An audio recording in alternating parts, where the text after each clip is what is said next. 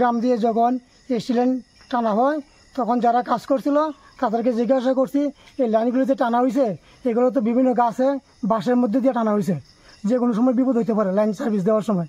তখন তারা আমাদের কইছে যে লাইন সার্ভিস দেওয়ার আগে সব কাজটা তারা পরিষ্কার করব, কিন্তু তারা আজকে হঠাৎ করে মাইকিং করতেছে যে তারা কালকে লাইন সার্ভিস দিব, কিন্তু বাঁশ ফিরা রয়েছে, ঘাস ফিরা রয়েছে, মানে বিভিন্ন মানে তারের উপরে ফিরে রয়েছে। তো এগুলো যেন ফিরে রয়েছে, যখন সার্ভিস দিব তখন তারা কইছে যদি এখানে কোনো একটা অঘটন ঘটে তাহলে সরকার দায়ী থাকতো না। তাইলে হঠাৎ করে যে আমরা পাইলাম আজকে খবর সন্ধ্যার সময় কালকে লাইন সার্ভিস দিব, তারা যদি আমরা আগে একটু কইতো তাহলে আমরা তো গাছগুলি আমাদের সীমানা বা যে গাছগুলি বাড়ির কাছে ফিরে রয়েছে এগুলো আমরা কাটতাম বা লোক দেওয়া কাটাইতাম, কিন্তু এই সুযোগটা আমরা পাইছি না।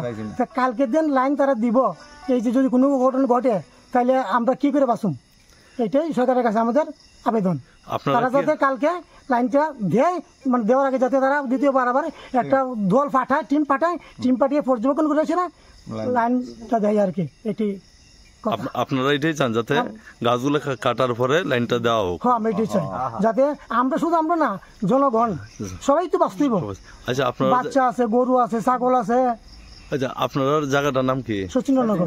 আপনার নাম? শম্ভুপাল।